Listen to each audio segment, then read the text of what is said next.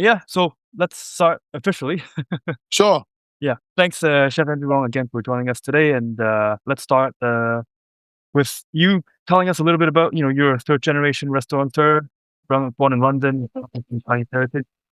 I'm second generation. Second I'm generation. 42. Yeah. All right, Time flies. get that right. No, yeah. My grandfather had a restaurant Uh-huh. at the same time that my father had a restaurant in London. Oh, okay. And so I grew up in between both restaurants. My grandfather's restaurant was slightly earlier, 70s. And then my father's restaurant was in the early 80s. Um, kind of, Chinese restaurants at the time, um, kind of Cantonese predominantly, with a few kind of nuances. My grandmother was from Sichuan, so there are a few kind of Sichuanese nuances, but in general, very much Cantonese. My grandfather's restaurant in Chinatown in London was, one of the first few restaurants to serve dim sum in the early 70s. And then I grew up, never really wanted to be a chef at all, never wanted to be part of the industry. I don't think my parents wanted me to be part of the industry either. But I kind of fell into it. I fell into it. My father passed away when I was at university. And then I kind of just came back initially just to help out. And then before I know it, I've been doing it now for, this is, I think it's 18th year I've been doing it now. Yeah, 40, 42. So yeah, time flies. Nice. We're about the same age, actually, turns out. But yeah, I'm 40. You look a lot younger than I. Uh, You got better genes. oh, I guess. Thank you. Yeah, just not as stressful, not as stressful life as I so I guess that's what it is. But how was your relationship growing up then, and with family like that in general? The relationship between who and who? You yourself and the food, just food in general. How was it? Like, was it something that Well, you I liked? think I mean, just as well as I do that food is such an integral part of our culture. You know, um, Especially when you have a restaurant. The restaurant, if anything, we kind of sacrifice that kind of daily ritual of sitting around the table together as a family. But what it did mean that because we had a restaurant, um, every occasion was at the restaurant. So it wasn't, you know, five people around the table. It was the entire family and extended family coming to the restaurant for every birthday, every special occasion, whether it be in the full moon festival or it be New Year or it be whatever it was. The whole family would come together at the restaurant. We'd have a celebration, and food was obviously the integral part of that. It was about kind of, at the time in the 80s, a lot of dishes that we were coming up with, when my dad had on the menu, they were just works in progress. They weren't exactly as they were in Hong Kong. They weren't exactly as they were in Sichuan. They weren't exactly as they were in Beijing. Even though some of the chefs were from Beijing at the time, I remember. But because of availability of ingredients for whatnot, or sometimes unavailability of recipes, sometimes that the dishes were kind of modified to our local palate, and to modify to the way that they wanted to cook with the ingredients that's available to them at that time. And so, yeah, food has always been an integral part of every memorable event growing up. Yeah, for sure. I can imagine, to your point, it's your place of gathering as opposed to not even just your house, but even bigger. Sure. Yeah. Mhm. And then obviously with your way that you got back into the industry is very interesting. Going to Oxford, study chemistry, and went instead to London School of Economics, study anthropology. How did that Yeah. how did that transformation happen into not just the process, but more so like what you went through and your family's thought process might be sort of more complex, right? Like obviously it's not a very not as glamorous, in quotes, career as most Chinese would think, like a lawyer or engineer. Did your parents want you to be those? Sure. Of course. Of course. My my my parents are no different to every other Chinese parent. When they meet up with their friends on a weekend, they want to tell their other friends that their kids are doctors, or lawyers or accountants, but there was really nothing to discuss at the time because I fell into hospitality because of the circumstances. And so therefore, although my mother probably didn't want me to do it ideally, um, she embraced it because she needed the help at the time. And then I think over the years she's realized um, that going into hospitality is very different to hospitality in her day in the 80s. You know, it is a profession. It is something to be revered. It is something to be respected. You know, what we do now in this restaurant, um, in comparison to the way that my father did it, you know, the motivations are different. The the the way the menus and the dishes are put together is completely different. The thought process is different. Now, you know, our menu really isn't just about cooking Chinese food in inverted commas. You know, it's about finding our way of expressing um, our homage to our culture, and that is a lot more complex and it's a lot more individual. And I think that's why what we do at the restaurants, probably to this day, um, you know, we've been open for 11 years, still hasn't been replicated anywhere else in the world. You know, what we do at lunchtime with dim sum, our interpretation of it, what we do in the evening in terms of kind of um, re-celebrating the idea of a banquet with the five flavors, with the juxtaposition between textures and provinces.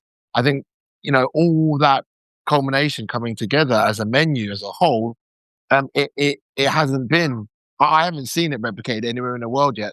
And I think it's because it's so individual. You know, what we cook really isn't just Chinese food, it's our Chinese food. And I think that's what makes it so individual. Yeah, that's interesting because just recently I was watching some videos. There's a few places in New York as well. Not obviously it's a very different approach, but it's also sort of the using the basis of the food in Hong Kong and then building their own sort of language and techniques or interpretation of things. So that's interesting as well. And so you started thinking about how to make a distinct type of Chinese cuisine after started running the restaurants and while studying at cooking at Westminster Kingsway College and finishing degree at LSE. I mean, that's obviously a lot of work. But what really gave you that curiosity to think about creating this sort of distinct type of Um, you know what? It wasn't like a light bulb moment. It wasn't just overnight. It was a kind of an evolution of thought over time. Um, uh, you know, I used to love I love the writing of Fuchsia Dunlop. I think that I love her story. I love her approach to the way that she went about trying to unravel and uncover Sichuan as a province.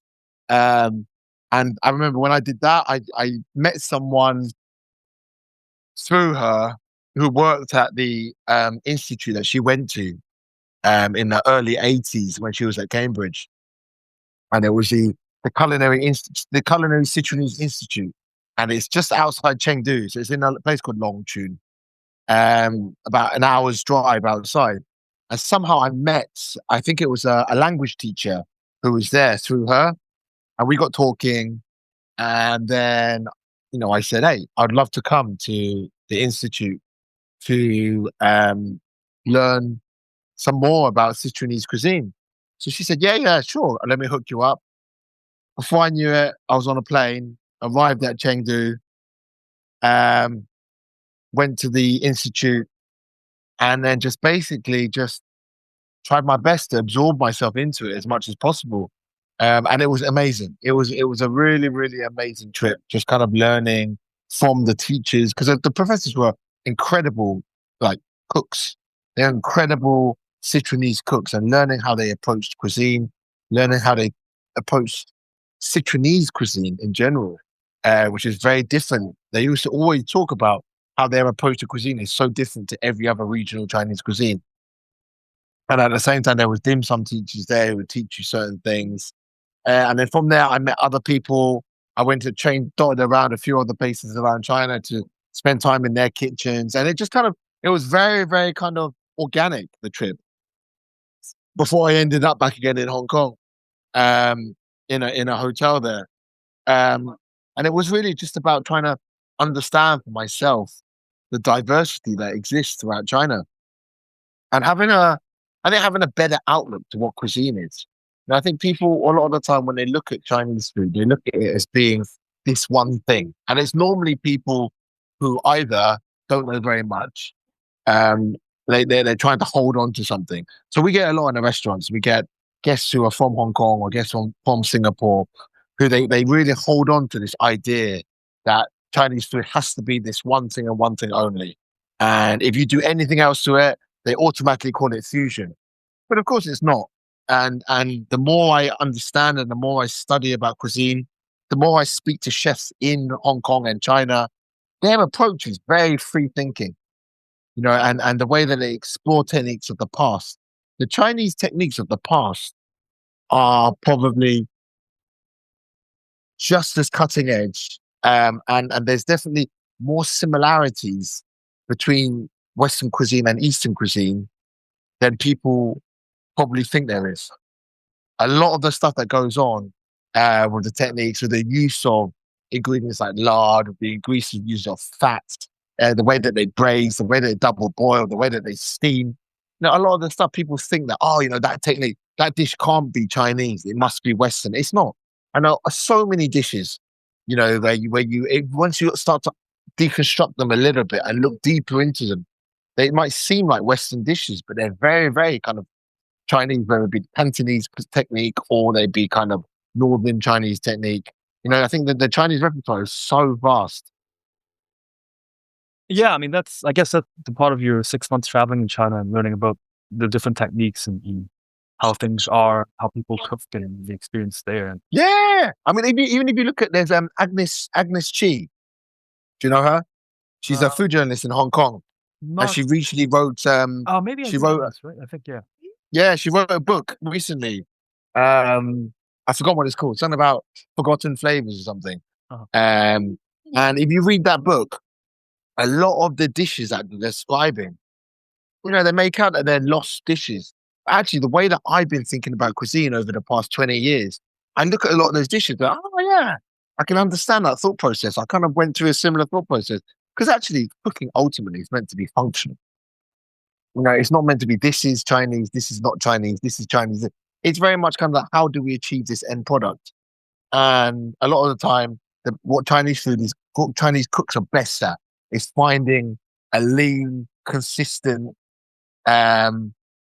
methodology in making those dishes a reality. Yeah, it's very interesting. I mean, I'm not a professional chef, obviously, but I'm interested in learning more about food and culture. And the last few years, whatever, couple of years, I've been trying to get more knowledge about very regional things, like within, for example, within Guangzhou, within Canton or the province or whatever the case may be, or on Taiwan in itself. Just like you said, the regional differences and the techniques and things they use, the ingredients, I find it very interesting because it's not something that really like very well known, even within China. And it's very interesting, right? For me, at least. Yeah. So going to your experience a little bit, in 2012, you renamed your parents' restaurant Kim, just keeping the Chinese name, but reopening it as A Wong, which is not your parents' name. Was it a difficult process, and what challenges did you face? Oh, it was a massively challenging process. I think every young chef thinks that they can open a restaurant, and then when you actually do it, you really realize how little you know and how much help you need. And I've got to say, even now we've been open for 11 years. It still feels like we're in the learning process. We've been fortunate enough to win many awards and meet some incredible guests. But even 11 years down the line, it still feels like every day that we're still so far away from where we could be in trying to improve in terms of exploring the cuisine, in terms of finding interesting dishes that we want to show to our guests, which highlight particular provinces or particular moments of time in Chinese history, or celebrating particular ingredients. I feel like the journey is still so long, and we've literally just beginning to touch the surface. There's so much, not just region, but history to your point that you can explore in Chinese cuisine. I think, at least that's the people have been saying that Chinese food is kind of on par with French food, right? The history and the tech. Oh, absolutely, absolutely. We mean for the last 2-3 years, I've been trying to really work hard with the British press to try to get them to understand that our dim sum kitchen in a Cantonese kitchen is exactly the same as a European pastry kitchen. The techniques that we use, the ingredients that we use, the lamination techniques, the way that we use different starches for translucency, for elasticity. If anything, the dim sum kitchen is probably more technical and more diverse than a European pastry kitchen. And it's very much the last few years been very much trying to get kind of European journalists to understand this, and actually North American journalists too.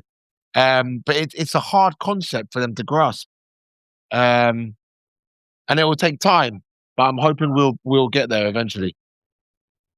Yeah, that's a great inspiration for sure. And to your point, when you won your first Michelin star, for example, 2017, and then obviously 4 years ago, 4 years after you won the second one, do they make you feel sort of some sort of feeling like vindicated or triumphant or relieved? What do you feel? Really? I think it's a great feeling. At the end of the day, they're Michelin stars. Like, they're not truth. They're not like, oh, you are the best. The best way you can really think about them is like they're like Oscars, right? They're people within the industry who basically say that we think you're of a certain criteria in relation to other people, but it's just an opinion. But it's great, and we love Michelin. I think what they've done for Chinese food is incredible in a way that they opened out into Hong Kong, then they opened out into Shanghai, Beijing, and now they're going out even further into Taiwan and other places as well. I think there's such an important part of showing people from Europe and North America the diversity and the intricacy of Chinese food. But with that, you do need to have restaurants like ours, which basically look at it from the other side of the bridge, and what we try to do is very different to what a restaurant in Beijing or Shanghai is trying to do. What we are trying to do is trying to introduce our guests in London and in Europe and in North America to that cuisine, but at the same time, bridge the gap so that shall I say, it's more of a comfortable ride. There's a lot of things that we eat traditionally in China that I know for a fact that we can't serve to our guests as they are. Now the fact that we have to temper that process and we have to use innovation and we have to use history and we have to use anthropology to find a way to temper those dishes, I feel like that is our interpretation. Now, the fact that because we use our local knowledge of European palates and British palates and British food memories in order to reconstruct those dishes to make them easier to understand, I feel like it's really, if anything, it's our USP. Mm, right. Great point. The fun thing that come to mind, first thing come to mind about things that you have to tweak maybe is like the texture, for example. Like we like the gelatinous sort of mouthfeel, whereas I would imagine Western palates would kind of think that maybe even a little gross because it's kind of like, well, what is this slimy feeling, right? So then, how did you mix the Western approach with techniques with some Chinese recipes? Obviously, So it's not really about Western approach. It's really about finding different ways to get people to introduce themselves to this texture. Texture is something which a lot of the time it's only a shock when you have it in isolation. I think once you temper it and you give people multi textures within a dish, then it's not so much of a shock. For example, if you eat a hagao, for example, that gelatinous dangmian fan, yes, it is different. But like, for example, in a restaurant, we will make sure that we encourage our guests to eat dim sum in a certain way, have it in juxtaposition, in relation to other dim sums that will be crisp. Some of them will be kind of softer in texture. Some of them will be kind of baked. Some of them will be laminated, so they'll be airy. Some of them will be kind of puffed. And it's about getting people to understand that dim sum as a whole is a textural adventure. And then when people look at the texture of a hagao, it no longer becomes that slimy texture. It becomes part of that adventure. Thank you very much. Right. So it's more of a journey as an almost. Right. Cool. And so with that, how did you come up with dishes? So do you work with themes, regions? Are you thinking of flavors or how they look? How do you come up with those? No, I think it comes down to all of those things. All of those things simultaneously come together, and then there's a long period of kind of tweaking until we're happy with it. Sometimes we'll use history. So our most recent, not even just the dish, but the way that we put the menu together as a whole and how we serve it as a banquet style. That was something which is really deep rooted into kind of an exploration into Han Manchu banquets in the Qing dynasty. And it really wasn't about kind of recreating individual dishes from those banquets. It was about trying to find a way to recreate that experience of people going to that banquet. If you talk about individual dishes, a lot of the time it's about trying to understand. So whether or not we talk about geography, so we might go to Hainan, for example, an area which a lot of people know very little about. They might know Hainanese chicken, but besides that, they don't understand, the temperature of the place, the weather of the place, the terrain of the place. It's tropical. Now people don't understand that in China you have tropical regions, and so we try to use that as inspiration to build dishes around that idea of trying to celebrate Hainan, and that might be a dish centered around coconut, or it might be a dish centered around another area where fermentation is very, very big. And so we try to pay homage to that through using fermented products to create a dish. So, it comes in multiple different ways. And then ultimately we need to put our own signature stamp on it. So, what I'm a big fan of a lot of the time is trying to get all that information together and then create something that is, number one, delicious. Number two, has kind of nice temperature contrasts. And number three, something that has a lot of textural contrasts. That's a pretty cool approach. And that kind of brings me to two dishes you made. Why we don't eat shark fin soup and why the Buddha doesn't jump on the wall. Obviously, they're very upfront and playful with, trying to kind of go against tradition and also honor it at the same time. Sure. How did they came about? What was your thought process behind it?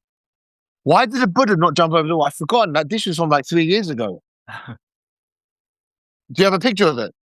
I don't have it. I just read about it and I just thought that, that dish was interesting. Wow. That dish, I remember we worked on that dish for ages. But anyway, the first one's about why we don't need to eat sharks in soup. That was because I was chatting to a really, really famous Cantonese chef from London. And his name was Mr. Poon. I think he was one of the first Chinese chefs to ever win a Michelin star in the UK in the 70s. And I used to go around to his house to chat to him about, his experiences in the restaurant world, old recipes. He used to like to share different techniques with me. And he was talking about how he used to make his Sheng Tong, which is basically double deluxe stock. Right. And he started off as like, how do you make the stock? So you use whole chickens, particular type of chickens. You skim off the fat, but then you keep the fat. And then he was telling me this technique of how he used to make shark fin soup, where you get ham from gamma photo. You get it and you basically roll it in sugar. And then after you roll it in sugar, you steam it. And you steam it so that the fat secretes out of the ham. And then that liquid that you collect from the sugar mixed with the ham fat, you pour that back into the soup. That gives that shark fin soup that really massive boost of umami. And when you eat shark's fin soup, that predominantly is the flavor of why you think that dish is luxurious. It's got nothing to do with the shark's fin. The shark's fin in itself, behind cultural connotations, is more textural than anything because it's pretty bland in flavor. It doesn't It's flavorless. taste of much at all. It's Right. pretty neutral, right?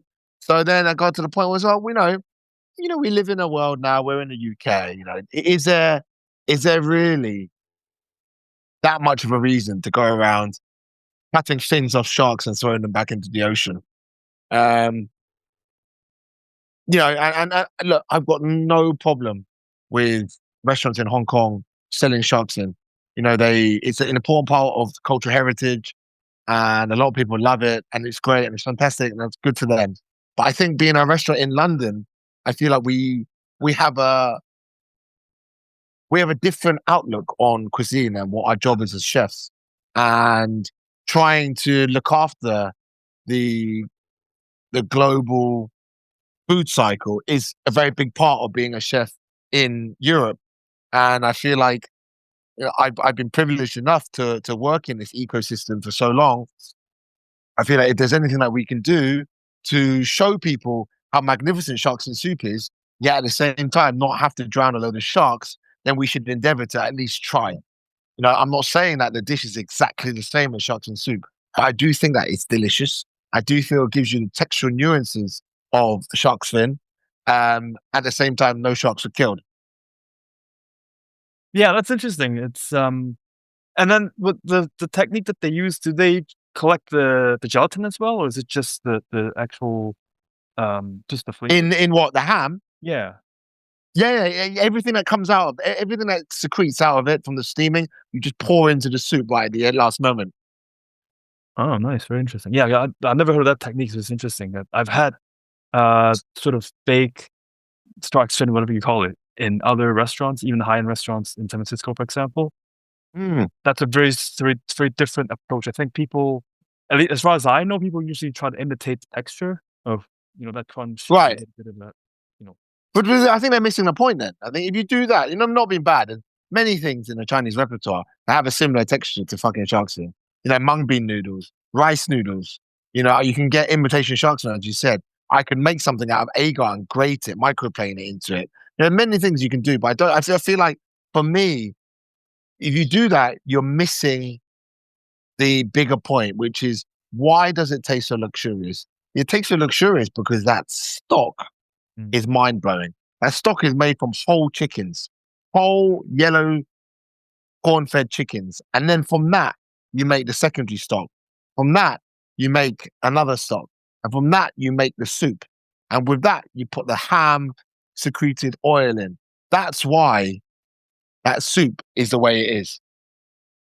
Yeah, for sure. I remember, to your point, going to a restaurant in Hong Kong where one of the signature dishes were a shark's fin soup, and you get the ham, and you would think if you're making stock, all the flavor from the meat and stuff is gone, but Mm, it's basically the flavor is still there with the ham. sure. Yeah. So that's how it came from, right? So it's definitely another level of cooking and technique and knowledge for sure. Yeah. And it's the same thing with the dish that you said, why did the Buddha not have to jump over the wall? I think that was always the idea that I never quite understood this kind of this catch-22 of the Buddha having to jump over the wall to basically break his oath of vegetarianism in order to have this delicious food. Number one, I think the important point of it is that obviously Buddhism didn't originate from China, right? So Buddhism originated from India in 1 AD. And it's important to know that also that the very early Buddhists were actually not vegetarian. It's something which evolved later on in time. However, it really intrigued me, this idea that people had to make this story of Fat Til Chung, where this Buddha basically has to break his oath. I'm like, we have such incredible vegetarian ingredients in China, which when you talk about infusing into broth and braising or clay pot braising, we can make delicious things. And it doesn't have to be just truffles from Yunnan. It can be cordyceps. It can be different types of mushrooms. It could be dried seaweed. It can be, many, many things we have in the Chinese restaurant. Dried dates, dried goji berries, dried longan, all this stuff we can use it together to put this dish together. And it was about trying to really come together and collect all those important vegetables that weren't necessarily from China, but really made that same statement. So you talk about in Europe, certain times of year you have beautiful white asparagus. Times of year you have amazing truffles. Times of year we have incredible green asparagus, or we have radish, or we have incredible certain types of in London and in England. At the moment we have these beef steak mushrooms which bleed like normal beef, like meat, that get foraged for us in the north of England. Now, all these ingredients, they tell the same story of what that factilchon is about, and it's equally as delicious. But it doesn't rely on all that dry seafood, which actually, in the grand scheme of things now in Hong Kong, dried abalone, dried shark's fin, dried sea cucumber. Now, the price of it now, you have to charge a guest 150, 200 quid just for the pounds, just for the dish. I'm just like, well, is that what they're paying for? They're paying for this idea of these ingredients, but actually, if I can do it in a way which celebrates my area, my surroundings, my kitchen, then actually, I feel it tells a truer story of what we are and what we stand for as a restaurant. That's great, actually. That reminds me of a conversation I had earlier, actually, with the chef in London, Chef Lastra of Cole, where obviously they're Who? using Chef Lastra at Cole. Oh, Cole. Yeah. So they Santiago. obviously right. So they use British ingredients to Right. apply to Mexican food, which I find, to your point, very interesting as well, because the terroir is so different, but then somehow they make it work and make some sort of translation between the two things. And it's Right. interesting approach for sure as well. Yeah, absolutely. And I think the beautiful thing about Chinese food is that obviously there's so many of these dishes, they're set in time and set with a story. So as long as you can still tell that same story, so naturally, to me, you haven't done any misjustice to the dish. If anything, you've celebrated the dish. You brought it into a new setting, brought it to a new environment, to a new audience, which is a great thing. Absolutely, yeah. Now, I want to ask you a question about your lunch, obviously, which features dim sum menus, mostly Cantonese, traditional Cantonese dim sum with a few regional dishes. Why Right. the decision to go through that, to present dim sum at lunchtime, and what was the process behind it? Sort of? Why do we serve dim sum, you mean? And at lunchtime specifically, I guess, more so. Okay, well, primarily we serve dim sum because I'm Cantonese. My mum is from Hong Kong. She's Cantonese. I love dim sum. I grew up eating dim sum. There's no part of the Chinese kitchen or any regional Chinese cuisine that I like more than dim sum, whether it be making, eating, reading about, researching, whatever it is. And I always felt when we opened that, I think dim sum's been massively misunderstood. I feel like people always talk about what are the origins of dim sum? They go, oh, well, it's the tea houses of the Qing dynasty or the Ming dynasty, and there were traders going down the Silk Road, and they stopped up at these tea houses, and they drank some tea, and then they got given these bites, and that became dim sum. I feel like that doesn't tell the whole story. It doesn't give it justice, and it doesn't justify the amount of labor and the amount of artisanal skill and dexterity that goes into these things. To me, the story that I love most about dim sum is the idea that if you think about it, like in the early 1800s, early 1850s, you talk about Guangdong being this hub of trade, of international trade, of colonial trade. People traders from different parts of the world, whether from India or from the Middle East or from the UK or from Europe, they're going into Guangdong. And then, of course, there's these merchant traders, these middlemen who are Chinese, and they've got these millionaire traders coming into Guangzhou, and they're like, "Well, we need to feed these people. What are we going to feed them? They expect the best. They're millionaires, you know." So they set the word out, and they tell all the chefs from around China, "Go look, we have this new demographic of guests here. We need to show them what we're about. We need to show them how amazing Chinese food is.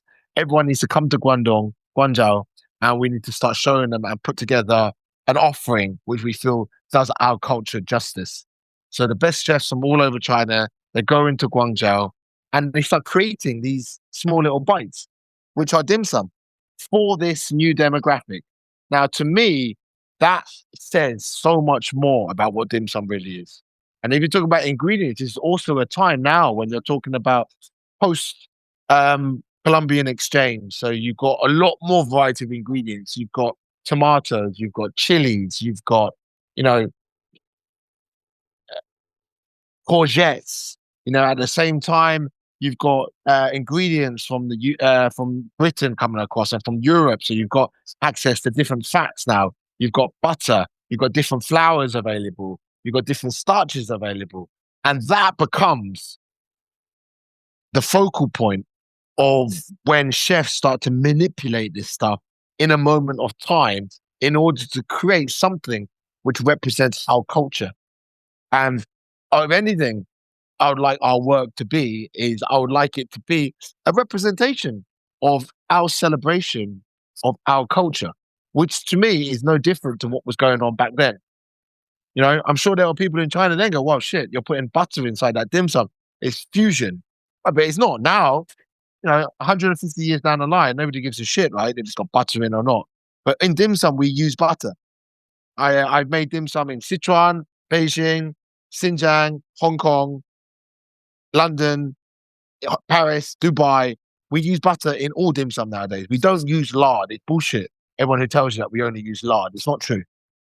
You know, there is a historical fact to show that butter is integrated into the Chinese repertoire from this 1800 onwards. So it's about adapting to the time. The butter has something very unique to it. We should use it. There's certain type of flours. We should use it. The way that we construct things, the way that we take certain processes and laminate them, the way that we create certain textures and crispness in kind of biscuity textures or whatever it might be. You know, this stuff is about embracing moments of time and embracing outside influence in creating what we create, which is our cuisine. Absolutely. That's it comes to mind, talking about Guangdong food, like I was just saying earlier, like Shunda, obviously same thing. When they had the money, they could hire the best chefs, have the best food and create best dishes. And that's a very interesting story to tell as well in that sense.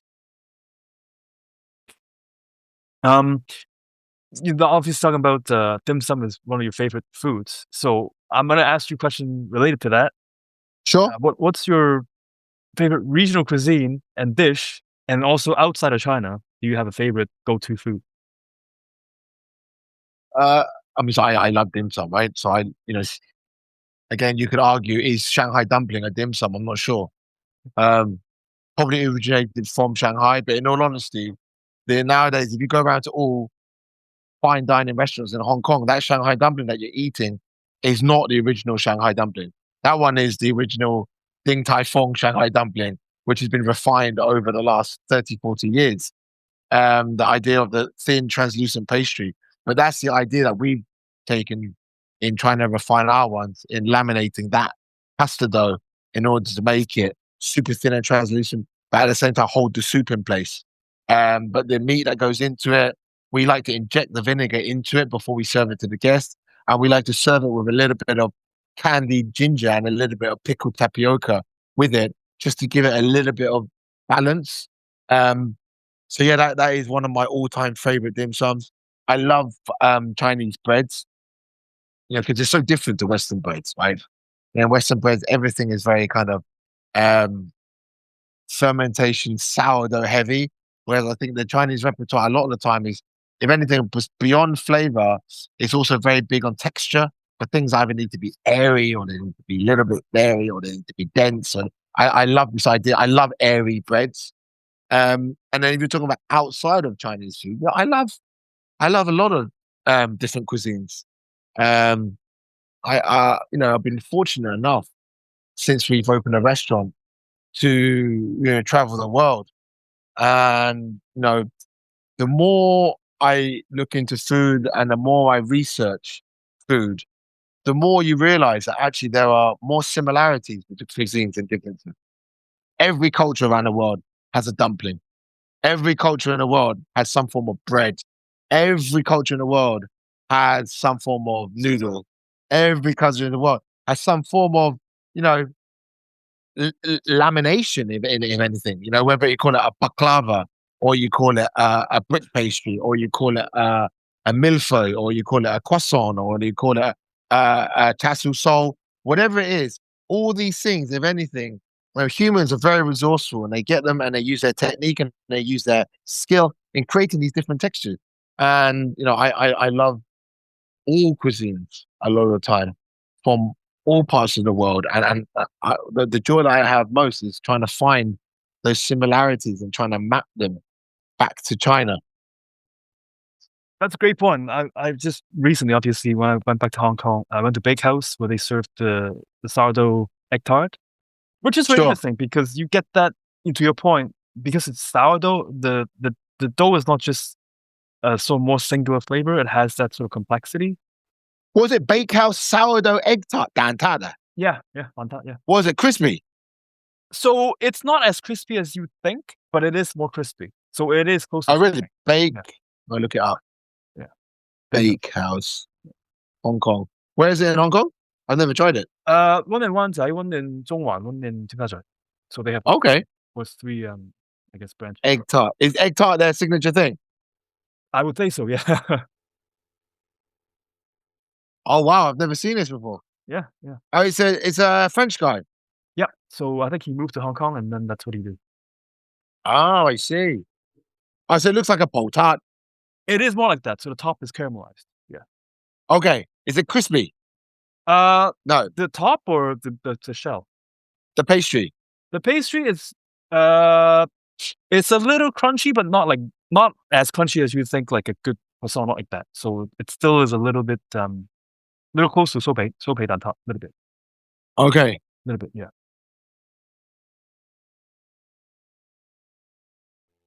I'm gonna look that up later.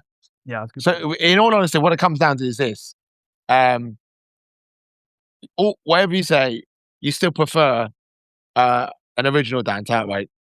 I like the Ngò Hei personally. Oh, really? Yeah. Ah, see, as a chef, I'm not allowed to say that. I mean, I do like it, but it has to be really lighter. The Ao baby. In order for me to be like short crust, it needs to be super, super soft, which only a few places do it really that nicely. If not, it's always, for me, it's always Soul Pay. Right. I will say though, I did go to a more local restaurant in Cheongsawan that does a sorbet tart, which is like a normal tat hantang, and it's really really good, and it's very cheap. It's like 3-4 Yeah. Hong Kong dollar, right? It's like Oh, I love watching. I love seeing all the different layers puff up. mhm. It really, and it's an incredibly difficult thing to make, especially the ones who make them really small. If you ever tried to make them that small using laminated dough, it's really, really difficult. Oh, because like, they don't pop up as well, or Because there's not enough space for it to puff up. oh, But then they managed to do it, but there's still enough egg filling for you to taste the egg filling. Yet there's also the pastry. uh-huh. Wow, yeah, it sounds like a lot of technique involved. Yeah. Absolutely. Right. Now you also run Exo South audio newsletter with Dr. I hope I pronounce it right, Dr. Mutta Das. Yes, Mukta. Right. A writer and food anthropologist. So how did that come about, and what was your goal with that? Well, Mukta and I have been friends for years. My friends she came into the restaurant and we got chatting, and she was a PhD student at the time at SOAS.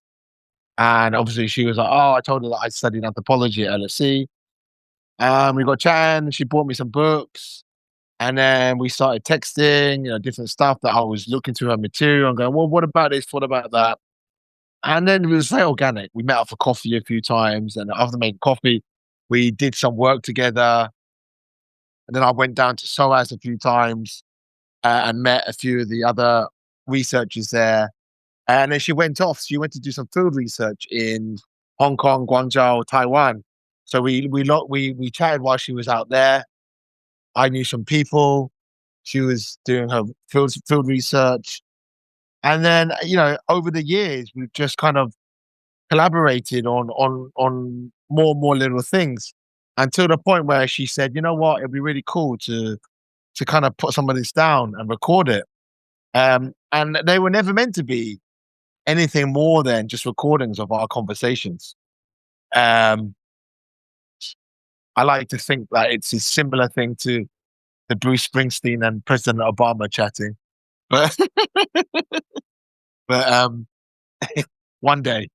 But it really is. It's just two mates talking, and I come from a different angle because when I talk about food, I come from a chef perspective, and when she talks about food, she talks about from the perspective of an anthropologist, where her insight into things sometimes is deep and it's multi-layered, but sometimes it loses the sense that food has a flavor profile and it is quite physical in its biological taste. And sometimes I need to pull her back on that and go, look, did it taste nice? I understand that it meant so much and it has this kind of historical relevance. And from that, people have organized their societies and their groups around this dish or the way that the kitchen is organized. But ultimately, did the food taste good? I think that's what I come from a very blunt perspective. And that I think we really understand one another. I think she really understands the way that I work. She understands that I'm terrible at keeping deadlines. And if we ever try to do anything, she understands that I'll probably go left field and start talking about something completely different. But she knows deep down that eventually we'll come back to the original question and we'll be able to put something together. And that podcast really is more than anything just two friends having a coffee, sharing our love of Chinese food and Chinese history. Right. Yeah, that sounds great. I mean, that's related to my next question, which is, do you have a goal or objective for the restaurant, A Wong? Are you trying to achieve something, or you know, just trying to serve the best food, or what? Do you have something in mind in that way? I'm not gonna lie. I think when we opened a restaurant, it was always just about creating food that was unique, and food that I would be proud of. And I would say when we won our first Michelin star, to me, I'd already achieved everything I'd ever really wanted to achieve from the restaurant. But once you're on this train, you just want to make things better all the time. You want to try find improvements. You want to find evolutions of things all the time. And from that, we were very, very lucky. And so that we won a second Michelin star. And I was like, wow, this is amazing. I've surpassed all my expectations of what I thought I could achieve. And at the same time, it made me incredibly proud of winning that accolade, because it was to me, it was an accolade not only for ourselves, but for our whole Chinese community in London and the UK. It was, what we achieved could never have been achieved without my grandparents, without my grandparents' friends, without all of his peers, without his parents' peers, who went back all the way to the very first Chinese restaurant in the UK in probably like 1880, 1890. So to me, it was very much like we had achieved something for the community. And now moving forward, I feel like, all I really want to do is try to get more and more people interested into what we do as a whole, the exploration. Now, I always say that if people come to the restaurant and they leave and they Google something about China, or they Google about something that they were told or they interacted with a member of our staff while they were in the restaurant, then we've achieved what we wanted to achieve. And at the same time, we can create delicious food simultaneously, then even better. I like that idea of just leaving the guests with something that they can look up or learn. Right. Yeah. Right. Next few quick questions is just more imaginative, so you can put on your thinking cap, a little bit of imaginations. If you were to create a perfect three-course meal that best represents your personal journey, what would you choose? What dishes? Well, first of all, I wouldn't cook a three-course meal. Or whatever. I don't. Yeah, I don't think a Chinese. I don't think Chinese food should be a three-course meal. Fair. I got to say the opening movement of our dinner menu, I feel is very special. It's a collection of maybe 9 dishes. You know, ranging from hiking, which we've done by instead of using breadcrumbs on the outside, we use roasted vermicelli, and then we put a little bit of wasabi mayonnaise on the bottom, and we put like a citronese ketchup rolled ceviche at the bottom, and then we've also got like a semi-cooked, semi-raw oyster with a sauce that's made out of yuhengkeji. So we make that yuhengkeji, we blend it into a sauce to make it quite sharp, so it becomes like an oyster escabeche. And then we have some simple dishes like green beans mixed with some wasabi soy, and then topped off with some fermented glutinous rice and some osmanthus jelly. And there's like 9 or 10 of these. To me, it really exemplifies the way that I feel Chinese food should be eaten. In having a contrast in lots of different flavors, spice levels, sweetness levels, textures, and then at the same time, the way that we always try and encourage our guests is it's the same with the beverage. And the beverage, don't just drink tea, don't just drink champagne, don't just drink wine. Have it as a collection. Find out for yourself. Drink it, you know.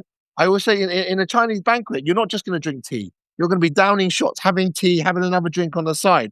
And there's a reason for that because, you know, our cuisine is so kind of up and down. It's such a roller coaster ride. You can't pair it with one particular beverage. You need to pair it with a few. And that's the excitement. And as you move on, I know I always say there's certain dishes I love dearly. So I love noodles in general. Any type of noodle. It can be fried, it could be a dry noodle dish, it'd be gochujang or it could be a jjajangmyeon, or it can be, you know, it could be a hondae mean, or it can be you know, in Thailand, they're very big on a chiu jiao hondae mean, which is basically looks like a noodle pancake, and then they shred gamma on top, and they serve it with black vinegar and sugar. You know, I love that. I love lo mein. I love e mein. I love all kinds of noodles. So it would have to be a noodle dish there somewhere. Um, we also do a seafood course in the dish in the menu, which has like 3 or 4 different types of um, seafood dish. So some of them are cold. So we have a minkan atay, which is basically a fish that's been fed with tangerine, and that tangerine flavor permeates into the fish. So that there is topped off with some braised daikon. So we braise the daikon in a traditional way, as you would with an ao lamb. So we braise all the daikon in the same way with beef, and then we filter out the stock, clarify it, and we serve that together with some caviar and daikon with that orange tangerine-esque fish. I think that's a wonderful dish. You eat that together with some very simple steamed lobster, some white rice, and then we also have a braised abalone dish that comes with that collection. To me, that is just, you know, how we're meant to eat. There's a lot of techniques involved that can help. There's a lot, you know, it's a lot of work. You know, our prep list is probably one of the longest in London. Mhm. Next question: if your life story was a dessert, you know, how would you describe the flavors? Is it sweet, Oh wow. sour? Yeah. I'll um, that's a really good question. I think if anything, and it's probably the one that we probably created here, is probably our version of a lao sa bao. I think to me that dish really exemplifies um, me to a point because it's very much a Chinese dim sum, but that Chinese dim sum is deeply ingrained in history. It's ingrained in cross-cultural communication and collaboration. So that idea of a steamed bun really comes back to the idea of how dim sum came about with the British with Guangzhou, and at the same time, the way that we've made this dish um, so unique to ours is the fact that actually with a lao sabao, the one thing that I never really liked was the grainy texture from the hamdan. But it's an integral part of that dish. But growing up in the UK, we always had a very kind of deep affinity with custard. You know, because obviously growing up in the UK, every person who goes to a school, their free lunch normally comes with some form of custard. So we basically changed that dish over the years to have a more kind of runny custard inside. It's more runny, and we've lowered the amount of salted duck egg inside. But then we've got the steam as a steam bun. We add an extra pastry at the bottom, so like a net pastry at the bottom, so we crisp it up in a pan. So that again really reminds me of kind of celebrating dim sum, but in a very unique way. And then all together, when we serve the dish, it's displayed to look like an orange. So that comes together with its Chinese symbolism. You know, the idea of what it stands for. Stands for gum. It stands for prosperity. Yeah, and so if there was one dessert, I think that really does tick a lot of the boxes of what I try to do and what I stand for as a chef. I like the approach of the making it a little bit crispy. It's almost like something bao, like Chinese. That Uh-huh. thing. Yeah. Yeah. Yeah. All those things, when we make these decisions, all these things come into it. So we're thinking of a Sanjin bao, you're thinking of a Lao Sha bao, you're thinking of the different textures which you think, I grew up with, that I enjoy, and things that I don't enjoy, particularly dim sums, and trying to basically find a balance between them.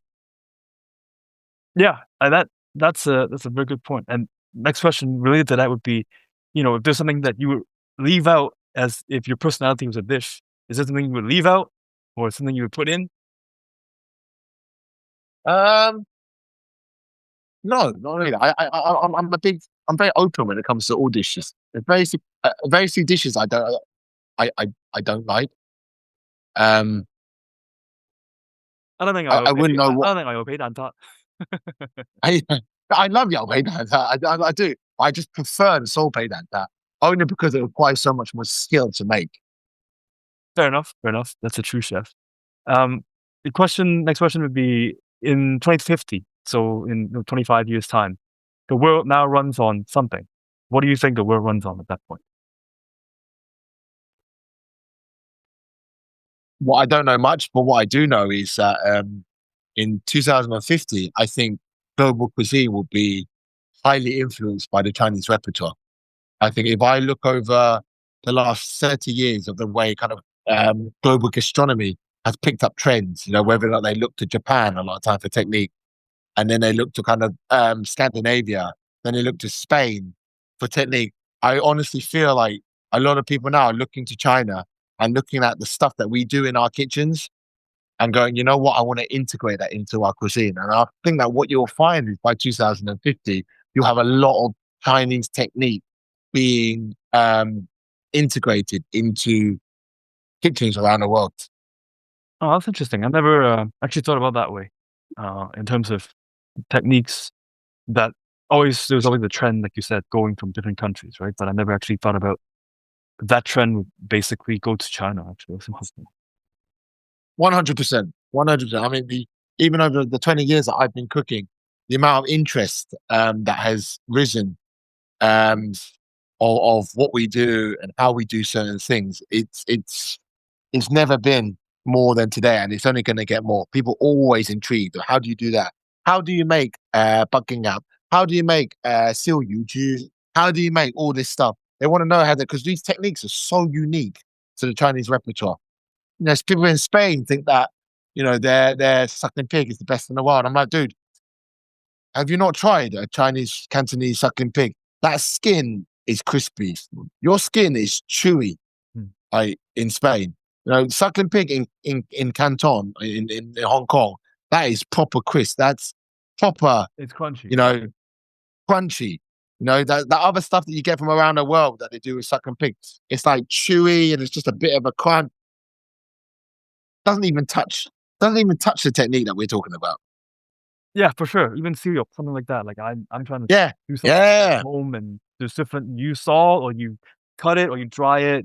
Different vinegar, different techniques that you can try, and there's so much. I tell you, the biggest thing that people don't know about cereal is the most important thing is that after you've done all your drying or whatever, it doesn't really make that much difference.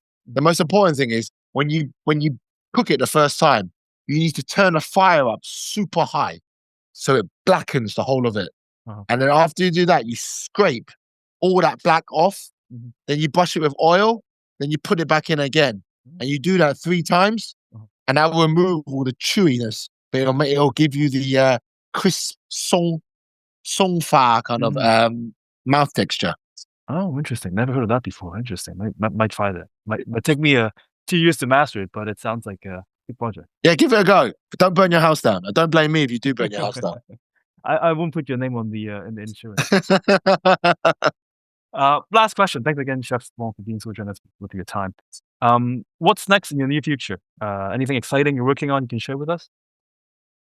Yeah, I think what we do in London is an ongoing project. It's an ongoing project. I feel like this idea of celebrating our Chinese cuisine, I feel we're still very early in our journey. I feel there's so much more I want to share. I mean, just coming back, I was coming back on a flight yesterday, and I was reading Agnes's book again.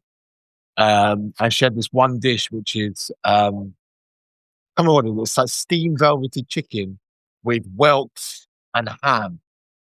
And I got me thinking. I've been in a sort of small island on the Indian Ocean, and the most delicious thing I was eating there was curried octopus.